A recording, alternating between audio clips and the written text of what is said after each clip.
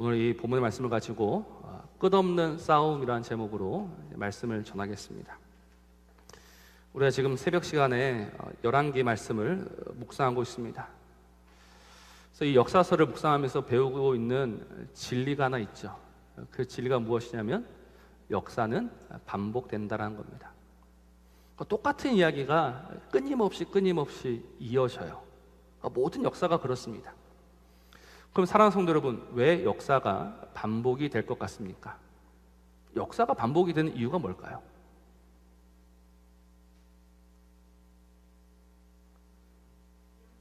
기억력, 원죄. 그래서 제가 생각하기에는 다 답이 되는데 결국 사람이 똑같아서 그렇습니다. 그러니까 어제의 사람과 오늘의 사람이 다르지 않은 거예요. 그러니 똑같은 잘못을 범하고 똑같은 실수를 하고 똑같이 넘어지는 겁니다. 사람은 변하지 않습니다. 여러분, 사람이 변할 수 있다라고 믿으십니까? 사람은 얼마든지 변할 수 있다. 우리 주 예수 안에서 사람은 변할 수 있습니까? 안 변해요. 절대 변하지 않습니다. 그래서 주님이 뭐라고 하셨습니까? 고린도후서 5장 17절 말씀을 보면 그런즉 누구든지 그리스도 안에 있으면 새로운 피조물이라. 이 새로운 피조물이란 뜻이 무엇이냐면 하나님께서 새롭게 지으신 존재다라는 겁니다. 하나님께서 고치시고 하나님께서 변화시키신 존재가 아니라 하나님이 우리 주 예수 그리스도와 함께 죽이시고 살리신 새로운 생명이다라는 거예요. 그러니까 사람은 변하는 게 아니고 사람은 새롭게 지어지고 새롭게 태어나야지만 이전과 다른 삶을 살아갈 수 있는 거예요. 그래서 우리가 오늘 이 부분을 잘 생각해야 합니다. 사람은 변하지 않는다. 그렇기 때문에 저는 이 목회 방향을 좀 바꿔야 된다고 생각합니다. 많은 선배 목사님들이 목회가 무엇이냐라고 이제 그 답을 주셨는데, 목회는 결국 사람을 변화시키는 것이다라고 이야기들 하십니다. 사람을 변화시키는 것이다. 근데 그 목사님들 대부분이 그 목회의 마지막에 정말 우울증이라고 하긴 뭐하지만 이 마음이 허하시대요. 마음이 채워지지가 않는다라고 합니다. 내가 한평생 수고해서 목회를 했는데 그 마지막이 허무하다라고 이야기들 하십니다. 그 이유가 무엇이냐면 사람이 안 변하기 때문에 그런 거예요. 이 목회의 개념을 사람을 변화시키는 것에 두었는데, 그래서 내가 20년, 30년 목회를 하고 나면 사람이 좀 변화되고 달라질 줄 알았는데 그대로인 거예요. 그래서 그 그대로인 모습을 보면서 또 심지어 누구도 그대로냐? 자기 자신도 그대로다라는 거예요. 그래서 그 모습 때문에 내가 한평생 헛수고한 것은 아닐까라는 그런 공허함이, 허무함이 밀려온다라는 교훈을 주셨습니다. 그래서 저는 목회 패러다임을 좀 바꾸고 싶습니다. 목회는 사람을 변화시키는 것이 아니에요. 그 목회는 무엇이냐면 하나님의 사람을 하나님에게로 더 가까이 이끌어가는 겁니다. 그러니까 내가 애쓰고 수고해서 이 세상에 속한 사람을 하나님의 사람으로 만들어 가는 것이 아니라 이미 하나님의 부르심과 하나님의 선택을 따라서 하나님의 사람이 된 이들을 더 하나님에게 가까이 이끌어 가는 역할을 하는 사람이 바로 목회자다라고 저는 생각합니다. 그렇기 때문에 이 목회자는 무엇으로 이 하나님의 사람을 하나님에게로 가까이 나아가게 하는가? 결국은 말씀입니다. 왜냐하면 하나님의 사람은 말씀의 사람이기 때문에 그렇습니다. 하나님의 사람은 말씀의 사람입니다. 사람이 떡으로만 사는 것이 아니라 말씀으로 사는 줄로 우리는 분명히 알고 믿습니다. 그렇기 때문에 하나님의 사람은요, 이 말씀의 사람은요, 이 말씀에 대한 갈급함이 있고 간절함이 언제나 있어야 합니다.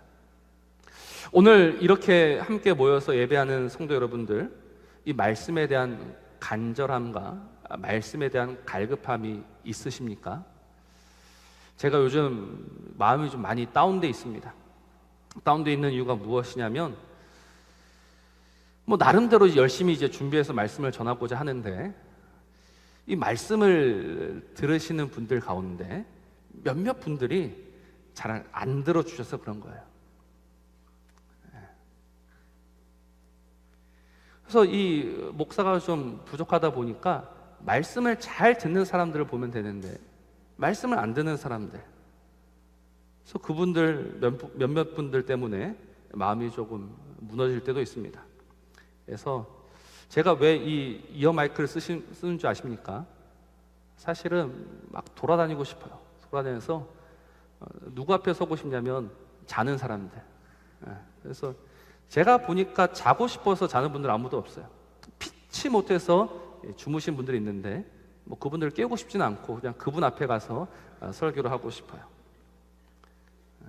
그래서 혹시 지금은 제가 돌아다니지 않는데요, 갑자기 저 목사가 막 설교 시간에 돌아다니기 시작하면 이제 때가 왔구나 생각하시고 받아들이시면 되겠습니다. 왜냐하면 오늘 우리는 이 말씀이 없이는 정말 하나님에게 더 가까이 나갈 수 없기 때문에 그래요. 특별히 오늘 이 시간 여러분 정말 일주일을 살아내시면서 말씀을 가까이 하신 분들도 있고 말씀을 즐겨 찾으시는 분들도 있지만 죄송한 말씀이지만 그렇지 않은 분들이 훨씬 더 많을 거예요. 근데 그런 분들이 오늘까지 말씀을 듣지 못한다면 여러분 이 하나님의 사람으로 자라갈 수 있을 것 같습니까? 오늘 우리가 이 말씀에 대한 간절함과 갈급함이 없다는 거는요, 어떻게 보면 내가 이미 하나님의 사람이 아니다라는 부인할 수 없는 증거가 되는 거예요. 참 두려운 겁니다. 나는 왜 말씀을 사모하지 않을까? 나는 왜 말씀을 듣지 않을까? 이 두려움이 있는 분들이야말로 하나님의 사람들입니다. 그래서 오늘 이 하나님의 사람들에게 주시는 하나님의 말씀이 있습니다. 그것이 무엇이냐면 오늘 우리 안에는 언제나 이 세상의 사람들, 뱀의 후손들, 가라지가 섞여 있다라는 겁니다. 우리는 지금 창세기를 쭉 묵상하고 있습니다. 창세기는 우리가 알고 있듯이 대결 구도예요. 누구와 누구의 대결이 계속해서 이어집니까? 여자의 후손과 뱀의 후손이 계속해서 부딪히게 됩니다. 끊임없는 싸움이 이어지게 돼요. 그러다가 첫 번째 싸움에서는 누가 이겼습니까? 뱀의 후손이 이겼어요. 그래서 창세기 6장 5절 말씀을 보니까 여호와께서 사람의 죄악이 세상에 가득함과 그의 마음으로 생각하는 모든 계획이 항상 악할 뿐임을 보셨다. 뱀의 후손이 이겼습니다. 그래서 어떻게 하셨습니까? 심판하셨죠. 쓸어버리셨습니다. 그리고 이제 다시 누구만 남게 되었느냐? 노아와 그의 가족들만 남게 되었습니다. 그럼 여기서 우리는 무엇을 기대할 수 있느냐? 이제는 여자의 후손이 이기겠구나라는 생각과 기대를 가지게 됩니다. 왜? 하나님이 다 쓸어버리셨고 지워버리셨으니까. 근데 우리 오늘 말씀을 통해서 확인하게 되는 것이 무엇이냐면 결국은 이 노아와 그 세 아들 그 안에도 누가 있었다? 뱀의 후손이 남아 있었다, 숨어 있었다라는 사실입니다. 어떻게 이런 일이 가능할 수 있을까요? 분명 하나님께서 물로 다 쓸어버리셨고 지워버리셨는데 어디에서 또다시 이 뱀의 후손이 나타난 것입니까? 도대체 어디에서 우리는 그 이유를 찾아야 합니까? 제가 이 말씀을 묵상하면서 내린 결론이 무엇이냐면 우리 안에는 언제든지 뱀의 후손들이 섞여 있다라는 사실입니다. 이건 이상한 일이 아니에요. 왜냐하면 사람은 그 아담 이후로 언제나 뱀의 후손만 낳았기 때문에 그렇습니다. 우리 고린도전서 15장 22절 한번 보실까요? 고린도전서 15장 22절 말씀 보시면 아담 안에서 모든 사람이 죽은 것 같이 그리스도 안에서 모든 사람이 삶을 얻으리라라고 합니다. 그러니까 아담 이후에 낳은 모든 사람들은요 누구예요? 뱀의 후손이다라는 겁니다. 그걸 증명하는 이가 누구였습니까? 가인이었죠. 가인. 내가 낳았다, 내가 얻었다라고 했었는데 내가 낳고 내가 얻은 그 가인이 사실은 뱀의 후손이었다는 겁니다. 여러분, 사람은요 결국 뱀의 후손을 낳을 수밖에 없는 거예요. 그럼 도대체 이 여자의 후손은 누가 낳아갑니까? 하나님이 낳으시는 거예요. 하나님이 그 여자의 후손들을 낳으시는 거예요. 그래서 예수님이 그 처녀 마리아를 통해서 오신 겁니다. 요셉과 마리아를 통해서 나오는 그 모든 아들은 뱀의 후손이 될 수밖에 없는 거예요. 그렇기 때문에 하나님이 친히 그 후손을 낳으셔서 여자의 후손으로 세워 주셨다는 겁니다. 그렇기 때문에 제가 드리고 싶은 말씀은 무엇이냐면, 하나님이 모든 것을 심판하신 이후에 노아와 그 세 아들만 남았는데 그 4명 중에 또다시 뱀의 후손이 나타나고 시작된다는 것은 전혀 이상한 일이 아니다라는 겁니다. 그렇기 때문에 지금 이 세상에도 끊임없이 뱀의 후손이 등장하고 나타나게 되는 거예요. 다만 누가 뱀의 후손인지, 누가 하나님께로부터 난 자들인지 구분되지 않을 뿐이죠. 그래서 참 두려운 겁니다. 오늘 우리 안에 이렇게 함께 예배하면서도, 함께 교제하면서도요, 한쪽은 뱀의 후손이고 한쪽은 여자의 후손이 될 수 있는 거예요.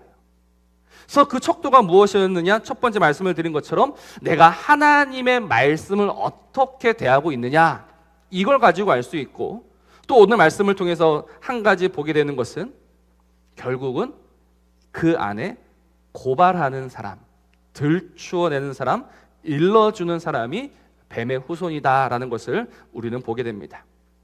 지금 노아가 포도주를 마시고 취했습니다. 포도주를 마시고 취해서 옷을 다 벗어버렸습니다. 이것은 부인할 수 없는 노아의 실수입니다. 노아의 잘못입니다. 근데 문제는 무엇이냐면, 이 노아의 잘못을 가나안의 아버지 함이 보았습니다. 함이 보고 어떻게 하느냐? 오늘 22절 말씀 보면 가나안의 아버지 함이 그의 아버지 하체를 보고 밖으로 나가서 그의 두 형제에게 알렸다라고 합니다. 알렸다. 이 알렸다라는 행위가 왜 문제가 되느냐? 이것은 창세기 3장 11절에서 나온 그 뱀의 행위이기 때문에 그렇습니다. 하나님이 그 아담과 하와를 신문하시면서 이렇게 말씀하십니다. 누가 너의 벗었음을 너에게 알렸느냐라고 이야기하셨습니다. 누가 너의 벗었음을 알렸느냐? 아담에게 하신 질문인데요. 그러면 하와가 아담의 벗은 것을 알렸습니까? 그렇지 않아요.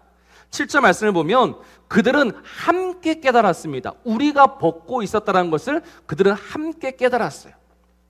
그렇기 때문에 이 아담과 하와의 벗었음을 알려주고 그 수치를 드러낸 이가 누구냐면 뱀이고 사탄이고 마귀다라는 겁니다. 여러분, 뱀과 사탄과 마귀는요 언제나 수치를 드러냅니다. 그래서 요한계시록 12장 10절에서는 이렇게 말씀하죠. 우리 형제들을 참소하던 자, 곧 우리 하나님 앞에서 밤낮 참소하던 자라고 합니다. 끊임없이 고발하는 자가 마귀고 뱀이고 사탄이다라는 겁니다. 허물을 들추어내고 허물을 고자질하고 그 허물로 만들어서 그 모든 관계를 깨뜨려 버리는 것이 바로 뱀의 후손들이 하는 일이다라는 겁니다. 반면 우리 하나님이 하시는 일은 무엇입니까? 우리 하나님은 덮어주십니다. 그 벌거벗은 아담과 하와를 입혀주셨죠. 입혀주시고 덮어주셨습니다. 오늘 우리도 마찬가지입니다. 하나님이 우리의 허물을 드러내시는 것으로 끝내지 않고 하나님은 그 아들 예수 그리스도의 피로 우리를 온전히 덮어주신 줄로 믿습니다. 근데 누가 이 하나님의 역할을 하게 되는가? 하나님의 사람들은 이 덮어주고 보듬어주고 입혀주는 일을 한다라고 오늘 성경은 말씀하고 있죠. 오늘 누가 그 일을 합니까? 셈과 야벳이 바로 그 일들을 하고 있는 겁니다. 오늘 23절입니다. 셈과 야벳이 옷을 가져다가 자기들의 어깨에 메고 뒷걸음쳐 들어가서 그들의 아버지의 하체를 덮었으며 그들이 얼굴을 돌이키고 그들의 아버지의 하체를 보지 아니하였더라. 뒷걸음질 쳐서 들어가서 덮어주고 보지 않았다라는 겁니다. 그러니 이 드러내는 것과 덮어주는 것으로 오늘 무엇과 무엇이 갈리고 있느냐? 복과 저주가 갈리고 있고요. 이 드러내고 덮어주는 것으로 오늘 우리가 누구의 후손인지가 결정되고 있는 겁니다.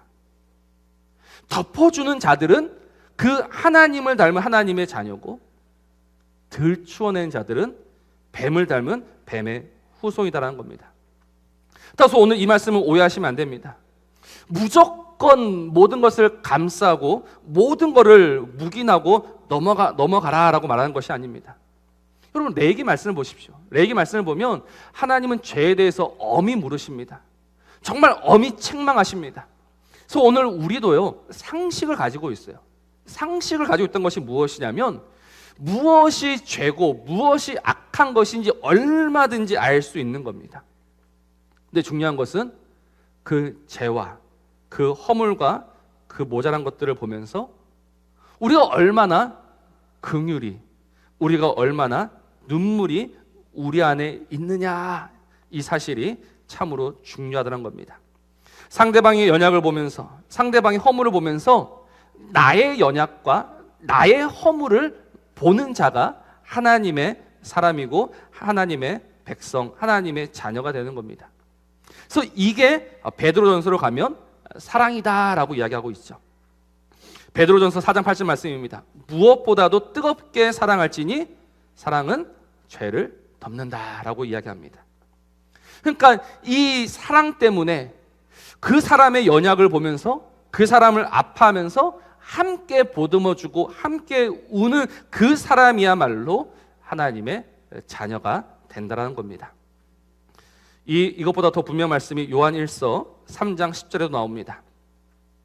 분명히 이렇게 말씀하고 있습니다. 이러므로 하나님의 자녀들과 마귀의 자녀들이 드러나나니 무릇 의를 행하지 아니하는 자나 또는 그 형제를 사랑하지 아니하는 자는 하나님께 속하지 아니하였다라고 이야기합니다.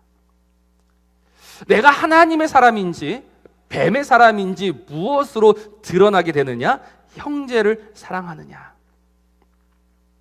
그래서 요한일서 4장 20절 말씀은 쐐기를 박습니다. 이렇게 말씀합니다. 누구든지 하나님을 사랑하노라 하고 그 형제를 미워하면 이는 거짓말하는 자니 보는 바 그 형제를 사랑하지 아니한 자는 보지 못하는 바 하나님을 사랑할 수 없다라고 합니다.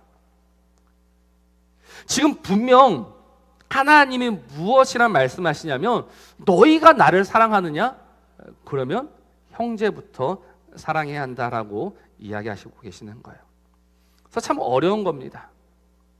오늘 우리가 하나님의 사람으로 정말 하나님의 백성으로 살아가야 하는데 이 하나님의 사람의 백성들의 특징이 무엇이냐면 얼마나 사랑하며 얼마나 덮어주며 얼마나 인내하느냐라는 거예요. 그래서 저는 하나님 우리를 교회로 부르신 줄로 믿습니다. 왜 우리를 교회로 부르셨을까? 여러분, 우리가 하나님을 사랑하고 하나님을 믿는데 교회는 도움이 됩니까? 안 됩니까? 교회가 있는 게 좋을까요? 없는 게 좋을까요? 기분이 좋을 때는 교회가 있는 게 좋아요. 근데 뭔가 부딪히는 일이 있고 좀 걸리는 일이 생기면요, 굳이 교회가 있어야 하느냐라고 생각하게 됩니다. 그래서 하나님과 나만의 관계만 좋으면 만사 오케이 아니냐라고 생각을 하는 거예요. 오늘 성경은 말씀하죠. 그게 맞다 틀리다? 틀리다라는 거예요. 그래서 오늘 우리를 교회로 묶으신 거예요. 그래서 오늘 우리를 교회로 부르신 거예요. 이 교회 안에서 사랑할 수 없는 자들을 보면서, 이해할 수 없는 자들을 보면서, 품을 수 없는 자들을 보면서 너의 믿음이 무엇인지를 보아라라고 말씀하고 계시는 거예요. 나는 왜 저 사람을 사랑할 수 없을까? 나는 왜 저 사람을 이해할 수 없을까? 나는 왜 저 사람을 품어줄 수 없을까? 야, 너의 믿음이 아닌 거야 라고 하나님이 말씀하고 계시는 거예요. 그래서 참 두렵고 무서운 말씀입니다. 나는 나름대로 하나님을 사랑했고, 나는 나름대로 하나님을 섬겼고, 나는 나름대로 하나님을 기뻐했는데 옆에 있는 그 한 사람, 나를 시험에 걸리게 하는 그 한 사람 때문에 오늘 우리의 믿음이 거짓 믿음, 가짜 믿음이 될 수도 있단 말입니다. 주님께서 분명히 이렇게 말씀하셨어요. 누가복음 6장 32절 말씀입니다. 너희가 만일 너희를 사랑하는 자만을 사랑하면 칭찬받을 것이 무엇이냐? 죄인들도 사랑하는 자는 사랑하느니라 라고 합니다. 저는 이 말씀 참 무섭습니다. 죄인들도 사랑하는 자는 사랑한다. 그러니까 즉 오늘 우리의 사랑은 사랑할 수 있는 사람을 사랑하는 겁니까? 사랑할 수 없는 사람을 사랑하는 겁니까? 사랑할 수 없는 사람을 사랑하는 거예요. 하나님이 나에게 왜 저 사람을 주셨을까? 하나님 나에게 왜 이 힘든 상황을 붙여주셨을까? 우리의 이 믿음을 돌아보라는 겁니다. 네가 그 한 사람을 사랑하지 못하는데, 네가 그 한 사람을 인내하지 못하는데 네가 정말로 나를 사랑한다고? 그건 아니야 라고 오늘 우리에게 말씀하시는 거예요. 그래서 오늘 우리는 두려움으로 오늘 이 말씀 앞에 서야 합니다. 나만 하나님 앞에 떳떳이 선다고 우리가 하나님 앞에 설 수 없는 거예요. 여러분, 천국은 어떤 곳입니까? 천국은 역전되는 곳입니다.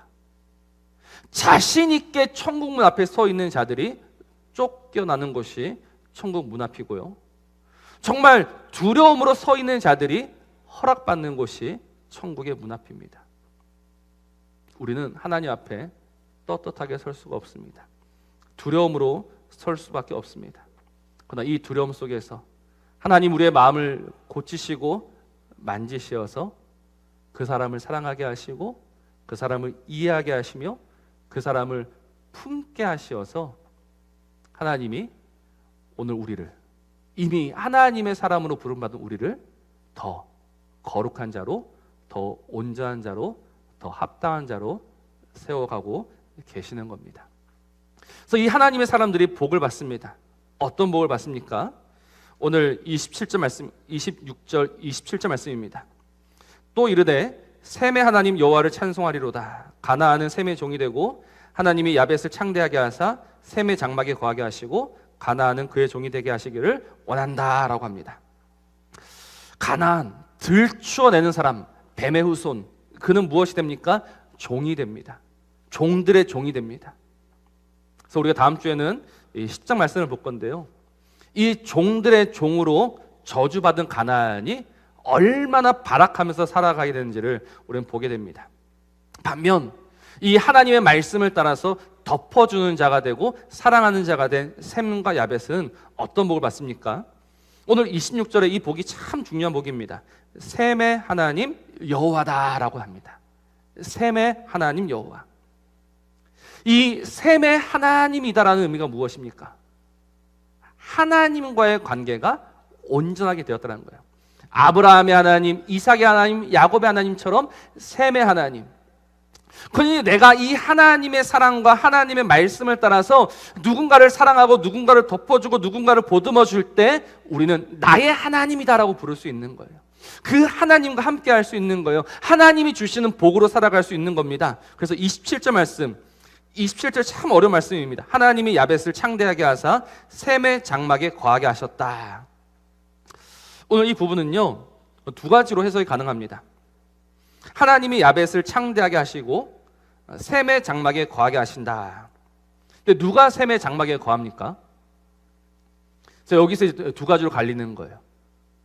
보통은 야벳이 셈의 장막에 거한다라고 해석하기도 하지만, 그러나 정확히 이 원문을 보면요, 하나님이 셈의 장막에 거하신다라고 번역할 수도 있습니다. 저는 하나님이 셈의 장막에 거하신다라고 보는 것이 더 맞다라고 생각합니다. 왜냐하면 앞서 말씀을 드린 것처럼 관계가 온전히 회복되었기 때문인 거예요. 여러분, 하나님은 아무데나 임재하시지 않습니다. 하나님은 아무데나 계시지 않습니다. 하나님은 하나님의 백성 안에 거하십니다. 근데 그 하나님의 백성이 오늘 그 하나님의 말씀과 하나님의 사랑 때문에 서로 이해하고 보듬어주고 덮어주는데 바로 그 안에 하나님이 임재하시는 거예요. 하나님이 우리 안에 거하기를 원하십니까? 하나님이 우리 안에 머무기를 원하십니까? 하나님이 우리 안에 거하시면서 그 모든 사랑과 은혜와 능력으로 우리의 삶을 보듬어 주기를 정말로 원하십니까? 그렇다면 오늘 우리가 다시금 하나님의 말씀을 따라서 내가 이해할 수 없고 내가 참을 수 없는, 내가 사랑할 수 없는 그 한 사람부터 사랑하셔야 합니다. 이 사랑이 회복될 때 하나님과 우리의 관계도 회복이 되고 오늘 우리가 하나님에게 더 가까이 나아가 하나님이 주시는 은혜와 복을 얼마든지 누리면서 살아갈 수 있는 거예요. 왜 내 삶 속에 하나님의 은혜가 없을까? 왜 하나님이 나를 돌아보시지 않을까? 이유는 분명합니다. 오늘 우리가 하나님의 말씀과 하나님의 명령을 거부하고 있기 때문입니다. 다시 말씀을 드립니다. 하나님은 사랑할 만한 자를 사랑하라 말씀하시지 않고 도저히 사랑할 수 없는 자를 사랑하라, 도저히 이해할 수 없는 자를 이해해라, 도저히 받아줄 수 없는 자를 받아주어라. 그때 하나님이 우리 안에 거하시면서 하나님의 놀라운 사랑과 하나님의 은혜로 우리의 삶을 새롭게 하실 줄로 믿습니다.